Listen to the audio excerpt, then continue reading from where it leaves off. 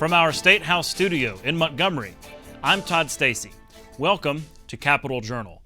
The 2022 legislative session is in the books. Lawmakers adjourned sine die close to midnight Thursday after an intense 15-hour legislative day. They actually finished with one legislative day to spare, to the great delight of lawmakers, lobbyists, and media alike, who are all worn out from an exceptionally fast-paced session.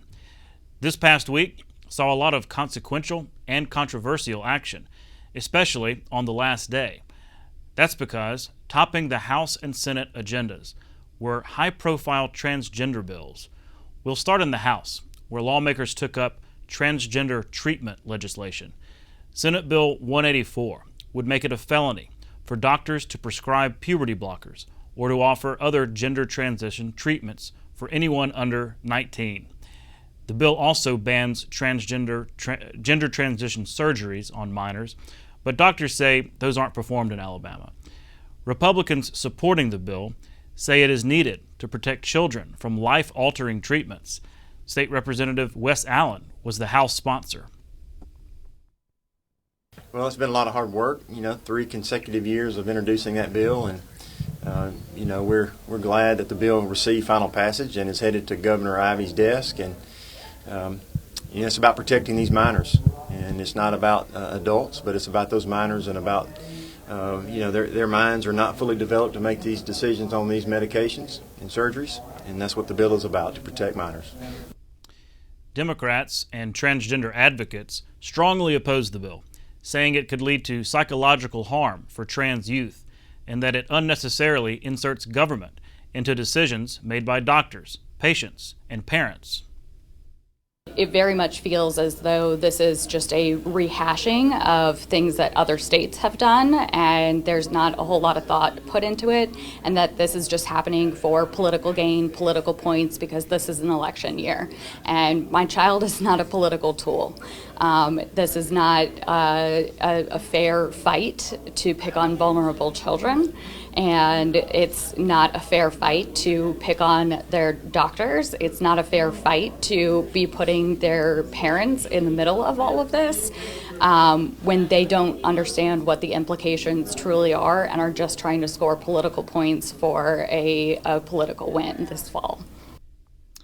The Transgender Youth Treatment Bill passed 66-28 and was signed into law by Governor Kay Ivey today.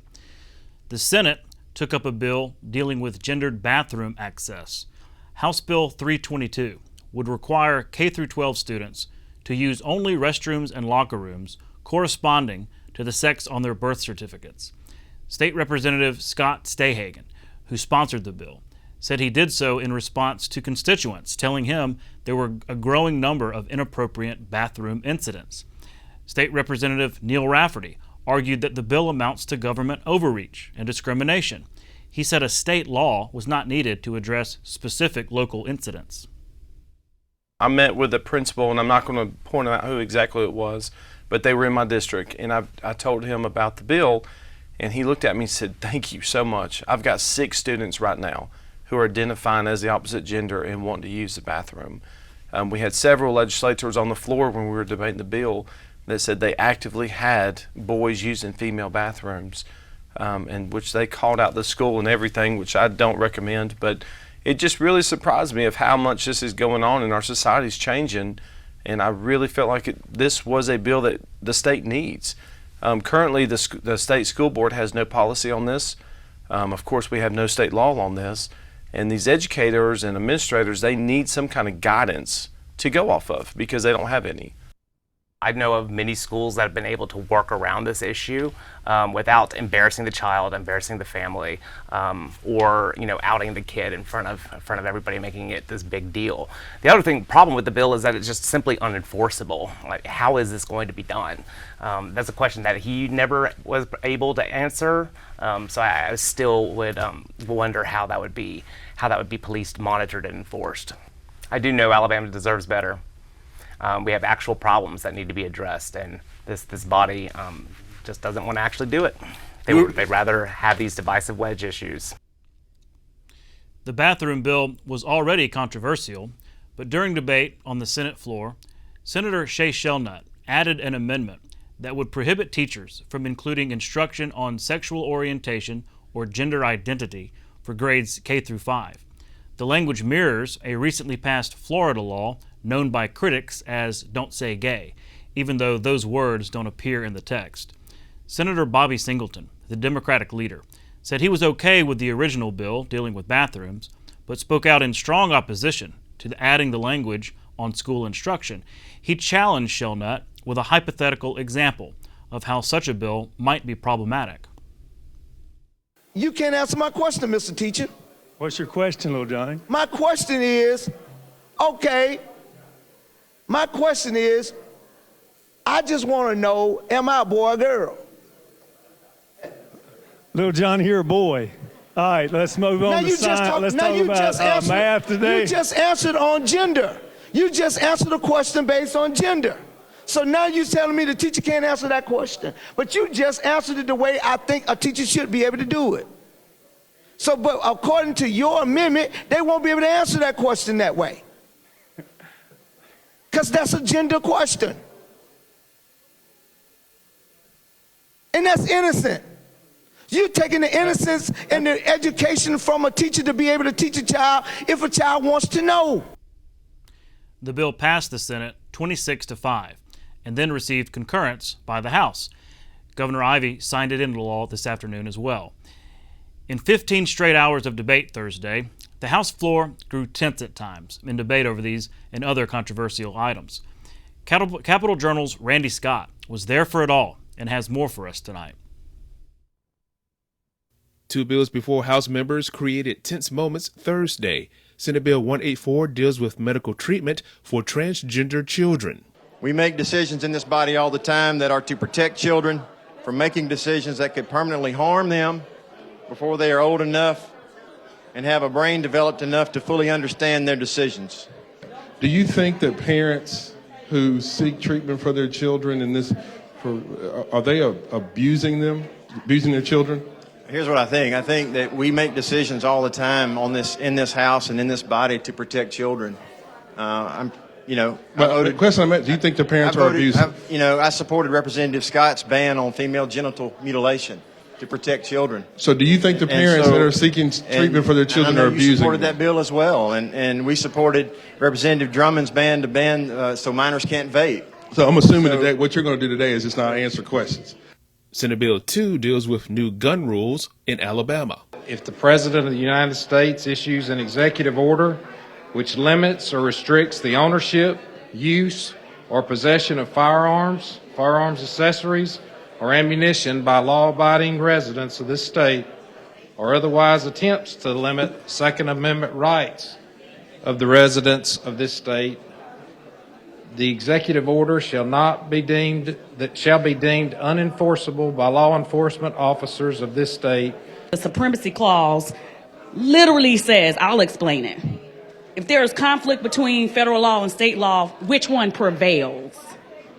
Which one? Federal law. Federal law. State law can't supersede federal law. So if that is the case, this piece of legislation is not worth the weight of the paper that is written on. Both measures were approved. For Capitol Journal, I'm Randy Scott. Also receiving final passage Thursday was a bill ensuring that those convicted of killing others with a gun or a knife will no longer be eligible for early release under the state's good time law. House Bill 143 received final passage in the Senate while the family of Sergeant Nick Reisner looked on. The bill is named for Reisner, who was killed in the line of duty by a suspect who had served 3 years of a 10-year sentence because of good time early release credits. Earlier in the day, Reisner was honored with the state's highest law enforcement award. His work to get this bill through the House, and those of you that were at the ceremony honoring law enforcement today in the House chamber, you already know the story of how all of our law enforcement officials have protected us, work for us every day, do the things that most of us would not be willing to do for our safety, and particularly for Sergeant Reisner and his family for the sacrifice that they made in the Shoals area protecting the citizens of the Shoals area. Legislation aimed at strengthening Alabama's human trafficking law is now on the governor's desk. House Bill 284 from State Representative Marika Coleman would expand the definition of coercion in the state's human trafficking law to reflect how current victims could be pressured into prostitution. The bill passed the Senate unanimously Thursday. And it actually gives that expanded definition, because what we found through the Human Trafficking Task Force is that those perpetrators will use tools such as keeping people from getting their medicine or threatening that they're going to call law enforcement in other capacities. So we wanted to expand the definition of coercion. The Senate also gave final passage to legislation that seeks to prevent outside private money from being used for official election purposes. House Bill 194 from State Representative Wes Allen prohibits state and local election officials and their employees from soliciting, accepting, or using certain donations from individuals or non-governmental entities for funding election-related expenses.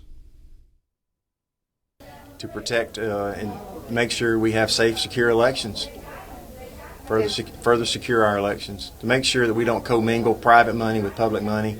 Running our elections is a core function of our government. We want to make sure that private money is not purchasing our machines, not purchasing the ballots, or not paying salaries of our election officials. Also receiving final passage on the last day was tax cut legislation meant to offer working families some relief. House Bill 163 from State Representative Lynn Greer increases the optimal standard deduction and reduces the tax burden for working individuals and families. It's one of several tax cut proposals that passed the legislature this year. Senate Bill 152 from Senator Dan Roberts untaxes federal COVID benefits for working families. House Bill 391 from State Representative Steve Klaus eliminates the business privilege tax for small businesses.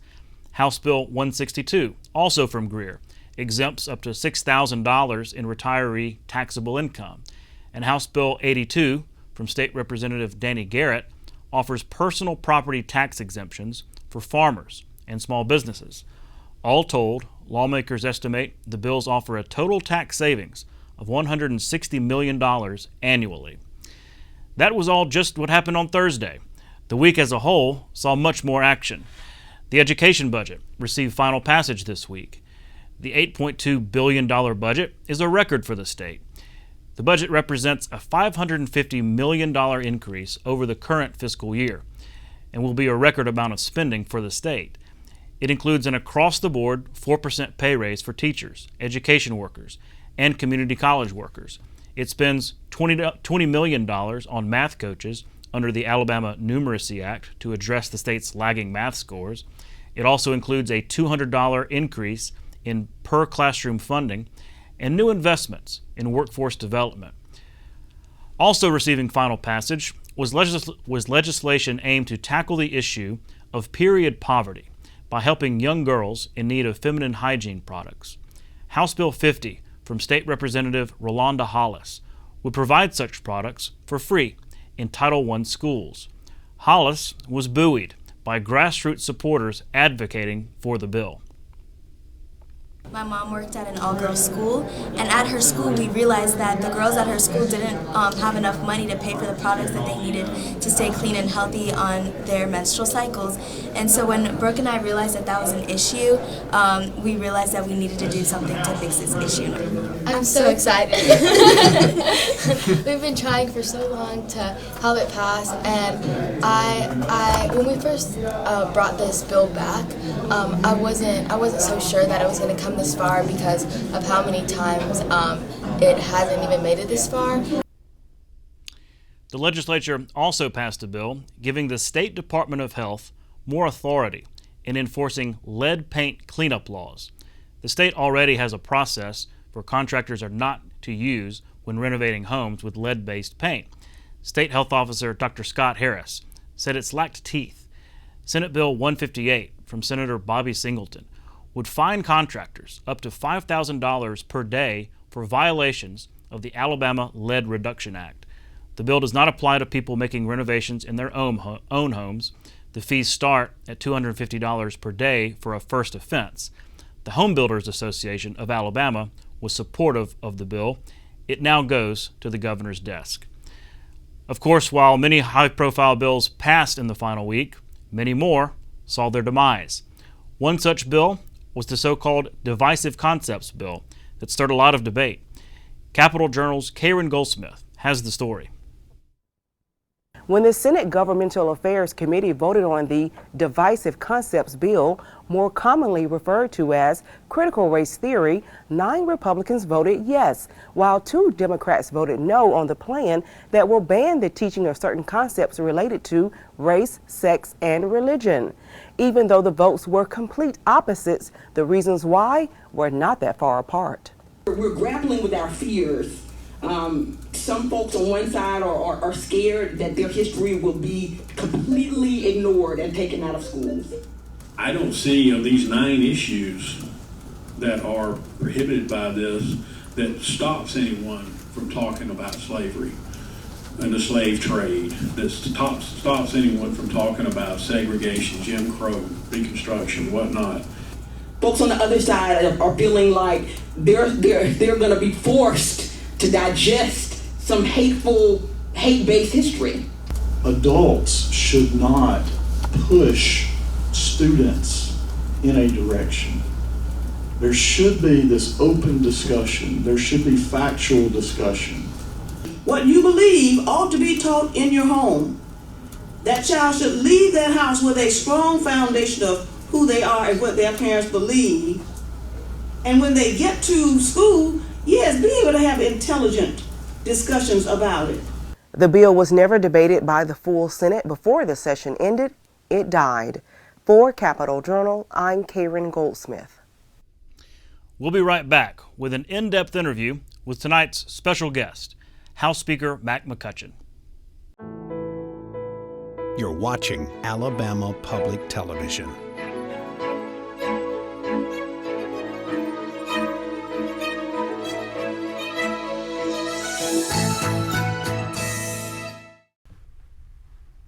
Next, I'm joined by House Speaker Mac McCutcheon. Mr. Speaker, thanks for coming on Capitol Journal. Good to be with you. Well, it was a wild finish to the legislative session. Last night I counted 15 hours. I think y'all went in at 9 o'clock and basically went to midnight. Yes. That's quite a lot of time on the floor. Not even dinner breaks, lunch breaks, things like that. That's a really marathon day on the floor. Well, it was, and I have a lot of respect for the members that continue to work and get through the calendars. Of course, always at the end of the session, there's an urgency to pass bills, and members, they said, "Oh, I've been working on this bill ever since the session began, and it's on the calendar. We need to could we at least try to get to it?" And then you've got local bills that are last minute things that need to be taken care of in the legislator's district, and so there's just a lot of moving parts the last day of the session. Sure. Well, and you had some controversial issues. Yes. Right there at the top of the calendar was the transgender. That was the treatment. The treatment bill. Mm-hmm. A lot of heated rhetoric from Democrats really opposing that. And yet that one got through. The other trans bill, the bathroom bill, that also had the amendment from the Senate. Right. Yes. 2 really controversial bills where Democrats just had some really heated rhetoric. Do you think there will be residual, problems from that in terms of relationships going forward? I don't really think so, because the priority in both of those issues was children, and addressing the bathroom issue in school settings. The drug treatment issue for transgender children was based upon the age of the individual being treated. It wasn't that there was a push to totally do away with any kind of treatment, but it was saying, hey, let's let these children get to an age of accountability before you start trying to make a sex change or give them some kind of drugs to alter their growth. Mm-hmm. And so at the end of the day, it's not like it was a anti-gay movement or some kind of hate among the somebody who doesn't like gays. It was more of an issue with the children and how we're going to handle this issue, and the fact that it's a growing need in our society. And so I think for that reason, I think things will smooth over and they'll get better. And I think it's also going to open up the door for more conversations, which I think is a good thing. I was curious to ask you, there may be a lot of viewers that may not understand how bills make it on the calendar like that, right? I mean, you start out, there are thousands of bills sometimes introduced during the session, and you actually used to be the rules chairman. So could you explain sort of soup to nuts on, how bills get on that special order calendar and how that process works? Yes, and gosh, you may have opened a Pandora's box for me because Well, I love the process. I love the legislative process. I think one of the best jobs I've ever had in the legislature was being rules chairman because of working through the process. But the bills, let's just say, starting with a bill, it has to have 3 readings in each chamber. The first reading is when the bill is introduced. And at the introduction of the bill, and the sponsor of the bill has to be a legislator. And so the legislator works through the legislative office, works through legal to make sure that it's not against an existing law, or if it is, it has to make an amendment to the law. And so there's a lot of work that goes into preparing a bill. And once the bill is ready to come to the floor, it has to be on a session day, and the sponsor, the legislator, introduces the bill. The bill then goes from the clerk's paperwork, it moves up to the speaker's office, and the speaker will actually sit there and assign that bill to a committee that is germane, if you will, to what that committee does. Maybe that's a good way to say it. It's like if it's dealing with traffic safety, then that bill would go to Public Safety Committee. Or if it's dealing with tax revenues, it may go to the Education, Ways and Means Committee. So the bill then has a committee assignment, and it's ready now to go before a committee. The chairman of those committees take all of the bills that has been sent to him or her, and they review those bills, and then they have to advertise a committee hearing date with a list of bills that's going to be on there. And there has to be a time of a 24-hour time period. That way, if somebody is interested in a bill that's not a part of the legislature or could be part of the legislature, they have an agenda that each committee goes by, then they can participate in following that bill. It goes before the committee. The committee will discuss and debate the bill. They may take amendments on the bill, and then at the end of the committee meeting on the bill, they take a vote. If it gets a favorable report, then it comes back to the House, and it comes through the clerk's office, through the trail of paperwork. It comes through the clerk's office, comes to the floor, and it gets its second reading. Now, once the bill's got a second reading, and it's in the format that was set up by the committee, then from there, the sponsor of the bill has an obligation to fill out a request sheet to the Rules Committee. Okay, so this is where it gets to the Rules Committee, and this is, I think, where the secret sauce comes in. That's right, and it comes to the Rules Committee, and now it's been requested. The bill moves to the Rules Committee, and then from there, there's a pick list that's put together of all of the bills that have gotten second readings, had been requested. Because sometimes members may work on a bill, but they may see that the bill is not necessarily doing what it should be doing, or there's another bill out there that may have better content. And sometimes a member may get a second reading on the bill, but may not choose to move that bill to the Rules Committee. Okay. So that's why that sheet is so important. Then the pick list is made from all of the requests that are made, and then the Rules Committee sits down with all of the bills that's on the pick list, gives copies to all the committee members of the Rules Committee, and they sit down and they pick a calendar. Now, the Speaker has a little bit of leverage in the Rules Committee from the standpoint of that he gets with the chairman of the Rules Committee, and the Speaker can have the first 1, 2, 3 picks on that calendar. I see. And so many times as Speaker, what I have done in the past, I have listened to the executive branch, I'm listening to the Senate, I'm listening to the members, and if that bill has good support and the members are talking about it and it has good intent and it's got good substance in it, then I use those standards to pick a bill. And then I'll give my choice of picks from the pick list to the Rules Committee chairman. Then they go in committee, and then the other members on the committee gets a pick. And that puts together the special order calendar, and that's where the bill gets its third reading before the body. I see.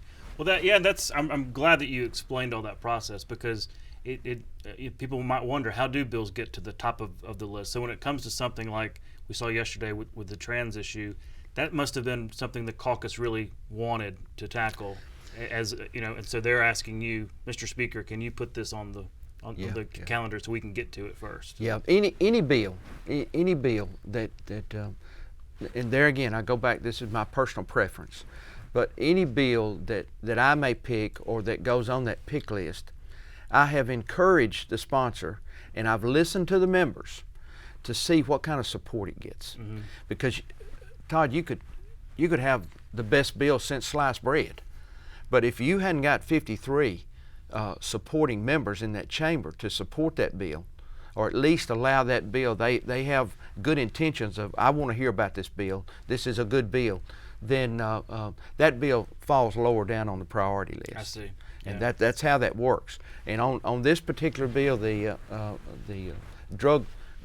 child drug transgender issue, if you'll remember, that bill has been moving for a couple of years now. Right, Mr. Allen. Yes, and then Senator Shelnut has had that bill, and so that bill has been moving for several years. So this was not the first time we looked at it, and I've been talking to members over the several years, and it was not until this year that it had a solid vote count to be passed. I see. And with that being said, then I decided, well, let's put it on the floor and let's get a debate going. Let's see where we are. Stepping back a bit, yesterday was a busy day, but it's been a long session. How would you just grade the session overall? Y'all done quite a bit. We've had a great session, and the fact that we've had a session like we've had in an election year makes it even more significant. A lot of times in an election year, there's not a lot of bills that's moving around. Everybody's struggling to just get their campaigns going. They're running for office. They're concentrating more on running for office in the next 4 years rather than what's going on right now. But with the COVID pandemic, this being an election year, revenues being solid for our education budget and our general fund, we passed two of the largest general fund education budgets in history. And with those kind of things going on, it turned out to be a very good session. We dealt with some very good, important issues of education, the Numeracy Act, the Literacy Act. I mean, we dealt with some things that were very significant of helping to move our education process forward, along with paying off debt. And then to add to that, we also had a lot of tax credits in there for the taxpayers. So overall, Todd, we had an extremely good session.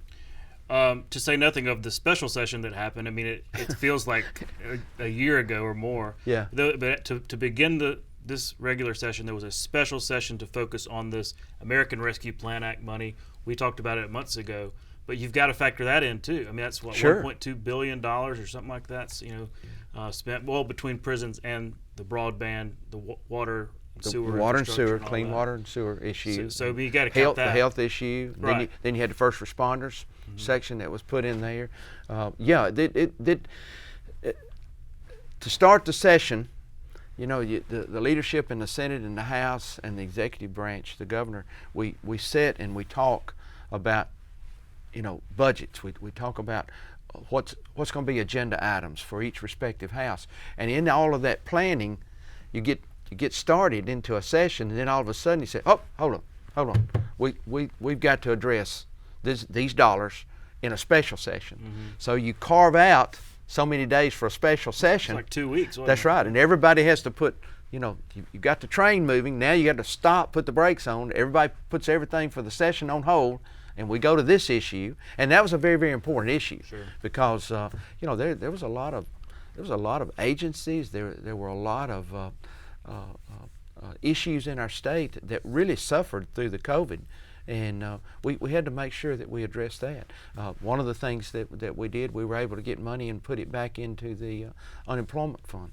And that was huge for businesses because we were looking at a deficit and they were actually going to have to pay more through their unemployment Right, when cost. the compensation fund goes down, the taxes go up. The taxes go up. And so we were very concerned about that, and you hadn't heard a lot about that, but that was a huge deal for local businesses who hire people. Yeah. And we're not done with ARPA, right? No. There's going to be as far as we know. Okay. There's another tranche of money. People said maybe May or whatever, but it might require another special session. Have you been in talks with the governor? People have said August maybe. Well, I think August. From what we know, August seems to be a date that's being discussed for two reasons. One is that some of the indications from Washington, D.C. was that the money may come into us around June. Okay. All right. Then the other issue that's being discussed is the fact that this money, we don't know what kind of strings are going to be attached to it at this point. They're still working on that from the U.S. Department of Treasury. But we do know that the money would probably have to be spent before we get into the next session year, which would be 2023. Okay. And if that's the case, then we want to try to do this before we go into the new fiscal year, into the new budget of October. So if we're going to have a special, sometime that timeline of end of August, last of July, 1st of August, somewhere in there would be an opportune time. Interesting. And maybe wait until school starts to help out the staff that have kids. Right? There you go. That's always. Well, it's your last regular session, at least, as Speaker of the House. You've been Speaker now for 6 years, 6 regular sessions, plenty of special sessions involved in that. How does it feel? I mean, there was a lot of emotion on the floor last night. You've had some time to reflect. Is it bittersweet? Are you glad that you've made this decision? Any regrets? Well, no, I don't have any regrets at all. It's like I told the members last night on the floor. I have to pinch myself sometimes and realize that I've been given this honor to serve as Speaker of the House. But it is bittersweet because when you look around that chamber and you look at the membership in there, you become very close with members because you see them, in times of frustration. You see them in times of victory. You work with each other on key issues. And you can't be in that type of setting as many days as we spend together and not have personal feelings for each other. And I care about every one of the members. One thing that I always strive for as Speaker was that once the election day was over, every member in that chamber represents somewhere between 45,000 to 50,000 people. And they're the voice of those people. And I don't like to just run the House of Representatives like a dictatorship would. I look at it as a democracy. And so I've worked very hard to try to be fair. I've worked very hard to try to keep things moving. And there again, I look at the majority of the votes. It's about the majority of the votes. And so where are the votes on any issue? That moves the issues up and down the chart of priorities. But it is bittersweet. I like I say, it's been one of the best honors of my life to be able to serve. When you sit in that chair in that chamber and you watch those members, and it looks like chaos to somebody who's not familiar with with what's going on that floor because everybody's moving and everybody's talking. But when I listen to the debate on the bill on the floor, and all of a sudden I know I have a pretty good feel for the way the members feel about the issue because I've talked to them, I've listened to what's been going on in the halls of this building. You watch them and you'll see one that is maybe on the fence. they see good things in the bill, but there's some things they don't like. And then you'll see one over here that you know is just a solid yes. All of a sudden, when those two people come together and they've got a copy of the bill in their hand and they're sitting there talking to each other as the debate's going on, that's very rewarding, because that is the process working the way it should. Two men and or women standing there talking to each other, representing over 80,000 people, coming up with ways to make a piece of legislation for those people better. That's very rewarding, very rewarding. I can see. Well, you know, there's going to be a lot of new leadership in the House next session. There's going to be a new speaker, maybe even new majority leader, considering the people running and everything. We have a new education budget chairman this year, might have a new general fund budget chairman next year, rules chair, go down the list. Yeah. But there will be a new speaker. What would your advice be to those who are seeking that role? Well, first of all, be fair. Be fair to the members. Honor the legislative process. Work hard to make sure that you respect that process and you honor that process moving forward. And the other thing is, never let the members forget where they came from and the fact that this is a position of servanthood. So many times, and I know you've been in this long enough and been around the state government long enough to know, sometimes people can come down here to Montgomery and they get involved in all the pomp and circumstance, and they disconnect from their district. And I'm constantly, when I'm talking with members in both caucuses, I'm constantly telling them, I said, what does your district say about this issue? If they bring something to my office, and sometimes members will, they'll really be passionate about their bill, and they'll come into my office, they'll say, Mr. Speaker, this bill really needs to pass, and if you would just sign on, or if you would help me, we could just get this bill through there. My question back to them is, I said, what does your district say about the bill? When we were doing Rebuild Alabama, many of the members come through, because that was a tough vote. It was a very tough vote, and we had 27 brand new members coming in. And that was one of the first votes they took, and it was a tough time. And we tried to educate them. We gave them all the resources so they would know.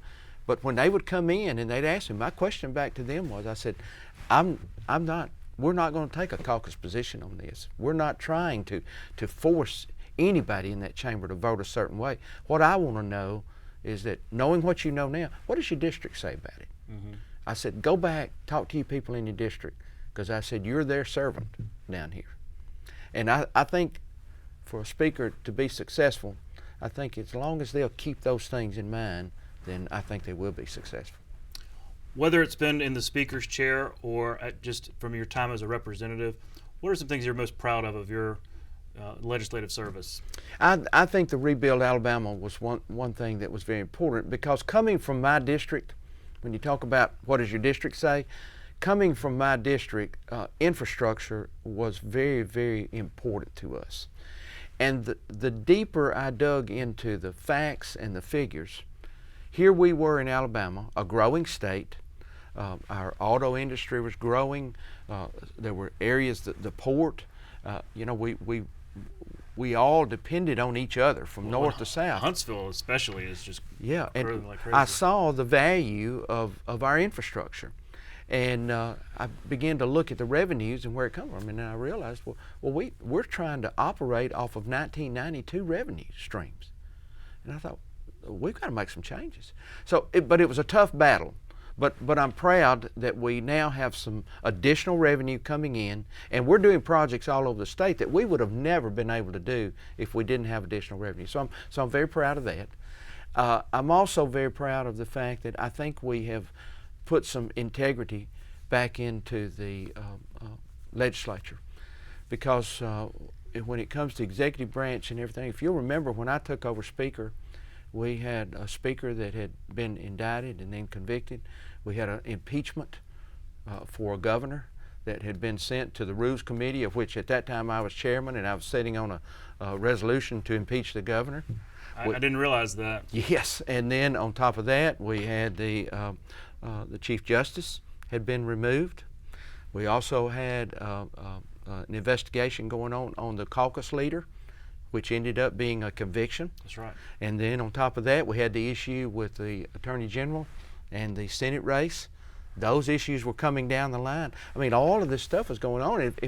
I told my wife, if I was just a constituent and a voter for the state of Alabama, my thoughts would be, all those people down there, they're just corrupt. They're all corrupt. After we all ran on ethics reform in 2010. Yes. And I don't say that to shed a bad light on any of those men that were involved in some of this stuff, but I say that to say that we have an obligation to the public to try to have some integrity, in our legislature in this state. So I've really felt like that going into this, I wanted to bring people back together, and I wanted to add a sense of respect for the office again. Well, what's next in your career? Retirement, you're going to have a lot of free time. Yeah, maybe I can wake up when I want to and go fishing a little bit. Maybe I want to get involved in the community. I'd like to sleep in my own bed more at night, which would be good. But I'm not going to quit serving because I love it. I do it. I don't do it out of obligation. I do it because I just love people. So I told my wife, I said, I may get a job at Cracker Barrel and wait tables 3 days a week. I'd meet all kinds of people there in the district, and I like the food, But, yeah, a little hash brown casserole. Little plug there for Cracker Barrel, but I say that jokingly. But I want to get involved in the community. I'd use some of the information and contacts I've made down here over the last 16 years, and help with infrastructure. Help our local cities, our local governments. I want to get more involved with children's group homes, and I'd just like to do some projects like that around my back door. Well, good luck. We'll be watching, and I hope you'll keep us updated. But I just wanted to say you've been so kind to me in my beginnings here at Capital Journal. Well, you're doing a good job. And over the years, the team tells me you've been so available, and your staff has been very helpful to us. So thank you, and thank you for your years of distinguished service to this state. Appreciate it. I really do. Thank you. We'll be right back. You can watch past episodes of Capital Journal online at video.aptv.org. Capital Journal episodes are also available on APTV's free mobile app. You can also connect with Capital Journal and link to past episodes on Capital Journal's Facebook page. And you can listen to past episodes of Capital Journal when you're driving or on the go with Capital Journal podcasts. Next, I'm pleased to be joined by Capital Journal's Randy Scott and Karen Goldsmith. Guys, we made it to the end of the session. Yay! I'm glad that we're together now at the end of the session. We can finally say we made it to sine die. Can you say that one more time? The end of this session. I don't know. It seems like we just got here. It really does. It was a whirlwind. As long as it seems, it does go by in a flash, and it was so fast paced. I mean, we had at the very beginning this special session within the regular focused on ARPA. I mean, goodness, that seems like forever ago. But from then on, you had these 3-day weeks where every day they're in session. They're in committee on Wednesday and in session. So it just went really fast. But I wanted to first focus on this week, and especially this last day that happened yesterday. Randy, I'll start with you. There was, I think I counted a 15-hour day in the House of Representatives. They didn't even take a lunch break, didn't take a dinner break, just all that time on the floor, and it seemed to get pretty heated at times, as you covered in your story. I think it was heated from the start when they were talking about this week possibly being a 4-day work week, because there were some who were just beside themselves by that mere concept. But yesterday definitely was one that was tense.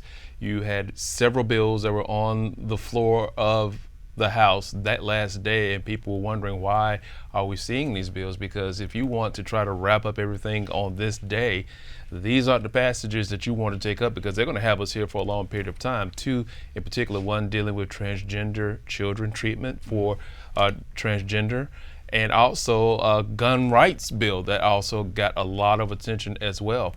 So from the start of this session till the last day, last night, it started with a bang, and people did not mind getting on the floor of the House and doing work. Of course, until cloture votes were taken and that ended discussion about certain discussions that were going on about certain bills. But it was definitely tense. There were some lawmakers who were frustrated, who were angry at some things that were done. There were arguments over the cloture motion itself, if it was being used properly, or perhaps somebody or some folks were taking advantage of it. Because the people who are being clotured have always said, when you cloture us, you cloture my 33,000 people that I represent, just like you have 33,000 people to represent. We don't get a chance to speak for them. So when you cloture us, if you don't like it, what we're saying, you want us to be silenced because you're doing that, remember, you're also silencing the people that we serve. And a lot of them put emphasis on, we serve people. We don't serve one segment of people, but we serve the people. So keep that in mind when you cloture us. You are silencing not just us on the floor, but people who want to have their say heard about particular items, such as Second Amendment rights, such as transgender issues, such as educational issues, such as economic issues. So yeah, they were very tense.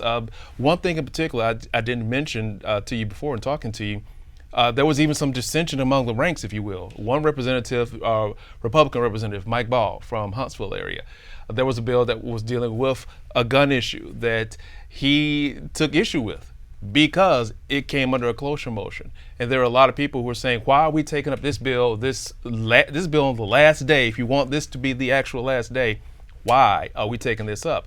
And there was a cloture motion.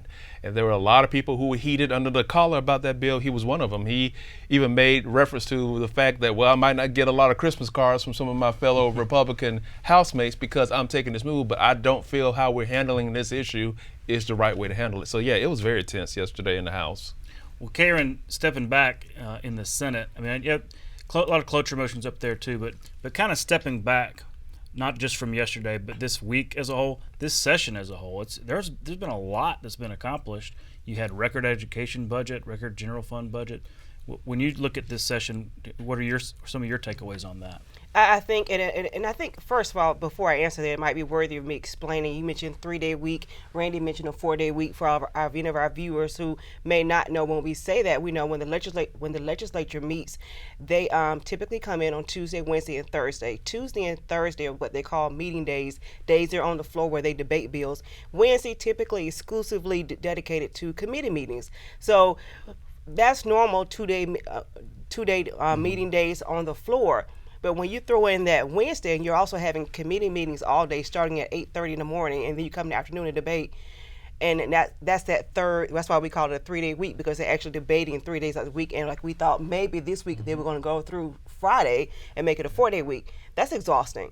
But like you said, what it allowed us to do was get a lot of work done, get it done quickly, and still be very meaningful and deliberative. And how I know, particularly in the Senate, with the work that was done. When you look at both the education budget, $8.2 billion, a record education budget, that was because of some very strategic and careful and methodical planning previous 10 years or so, and how we handled our state's money so we can get to the point to have a record budget that included significant pay raises for teachers. This is critical in maintaining and recruiting teachers. Very significant pay raises for teachers, and it puts us on a level playing field with other states, even probably above other states. And then you saw these critical investments in education.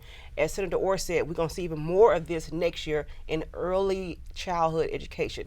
The Literacy Act, the Alabama Numeracy Act, they're really focusing on grabbing our children's minds early while they are still in a very formative state, still very excited about school, and getting them off to a great start. We saw significant investments in AMSTI, which is our math and science program. And as we know, with all the emphasis on STEM programming, making sure our children can be more competitive in the sciences and the maths and the engineering type fields, we're making these huge investments. So particularly with the Numeracy Act, this year about $15 million, but that will grow to a $92 million investment. And it's going to be such a game changer, particularly for kids in schools that are low performing, because now all of these schools are going to see math coaches.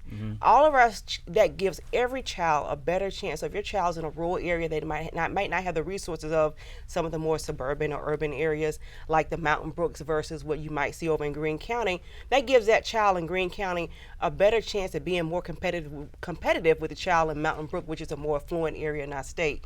And then when you look at the Literacy Act, we know that there was a holdback provision which we focused so much on, rightfully so.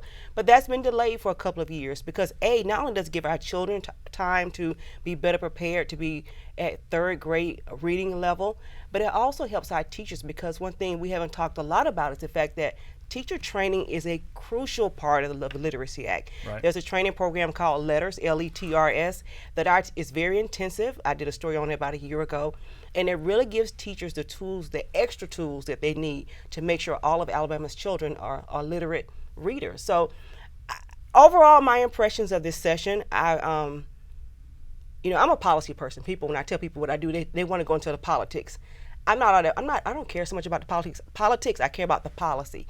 And from the policies that I saw come through this session, there was a lot of compassion, a lot of care, and a lot of focus, a lot of things that that are reflective of our time. When you think about things, some of the issues involving our transgender youth, when you think about things such as critical race theory, those very social hot topic election type issues were prevalent this session, but there was a huge focus on leveling the playing field for a lot of people who have often been overlooked. Well, Randy, let me ask you, because of all we talk about the heated rhetoric on the House floor, do you think that any of that will be residual going into next year, hurt feelings, or do they come back after the election and it's all hunky-dory and no love lost?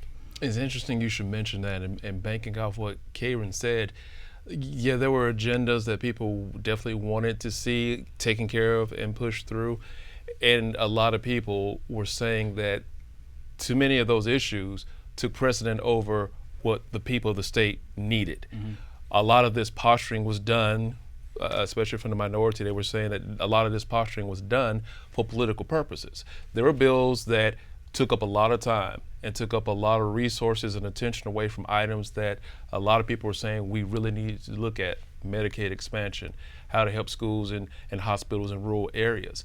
But to continue to talk about gun issues, to continue to talk about critical race issues and transgender issues up until last night made a lot of people upset. That was part of the reason why there was tension in the House floor. You ask, so will this be residual going into next year? I think the attitude of a lot of people is, yeah, there's still a lot of meat on the bone. There's still a lot of residual business. There's still a lot of unfinished business. So it stands to reason that, yeah, there may be some items that you will see again. And there may be some side eye action, as they say, going from some people to other people. I think this session has definitely gotten the attention of a lot of people, and a lot of people who always watch what lawmakers do, because they understand that what happens here affects not just Montgomery, not just Birmingham, not just Huntsville, not just Mobile, the entire state of Alabama. And those people who are here in either chamber, the upper chamber or the lower chamber, they have a lot of work to do. And sometimes, yeah, they get their toes stepped on, and sometimes they get upset higher than you will ever imagine. But they do it for a reason. They say that's for the people of the state. And when there's business that's not taken care of, they're going to keep talking about it from here on. Facts, as the kids would say. Oh, yeah. Yeah, facts. Facts. 100. Well, we are not the kids. Speak for yourself. Well, I would agree. And, my takeaway is similar to yours, Karen, because I was speaking to a group, I guess, on Thursday morning. And I said, look, you're going to hear a lot about this transgender stuff. It's going to dominate the last day. And it did. Look at all the headlines that have come out. And it is news. It's huge news. And it's important, and we have to cover it. However, this is just basically one day of the session. There's a lot of other stuff. I think back to the infrastructure, the broadband, the water and sewer, and the special, as you mentioned, all these education initiatives. I heard Terry Collins say, 5-6 years down the line, these things are going to start paying dividends. So I think there was a lot of positive, that does get a little overlooked. But as you said, the politics rather than the policy. So maybe when the dust settles and we all get a little sleep. That can be some perspective. Well, I want to thank y'all. Y'all have worked so hard this session, just covering every minute of the Senate and the House, and really just keeping viewers up to date on all that's going on. And our viewers may not see all the work that goes on behind the scenes here on Capitol Journal, but during the session, it's a ton of work. And I just want to thank y'all for everything you've done in supporting me. And I was a newbie here, but really more for our viewers and keeping them well informed. So thank you. You're welcome. And I just say that's what I have to brag on us just a little bit quickly. That's what Capitol Journal is here for, because we report all the news, very non-biased, so that all of the good and the not quite so good stories can be heard. And we have to thank our tech team, John Holman and Rob Richardson. They make us look really good. So I'm incredibly grateful for those too. Very good. And dare I just go ahead and break the ice and just say, we may not be done, because even yesterday that word was floating around. Special. ARPA. Special session, yeah. I'm saying early June after my cruise. Okay, all right. That's what she says. Well, maybe we'll see you in August. Okay. Well, thanks, guys. Thank you, Todd. We'll be right back. You can watch past episodes of Capitol Journal online anytime at Alabama Public Television's website, aptv.org. Click on the Online Video tab on the main page. You can also connect with Capitol Journal and link to past episodes on Capitol Journal's Facebook page. That's our show for tonight. Thanks for watching, and thanks for being with us through this entire 2022 legislative session. We'll return to our weekly programming, meaning weekly shows Friday nights at 7:30 here on Alabama Public Television. For our Capitol Journal team, I'm Todd Stacy. We'll see you next time.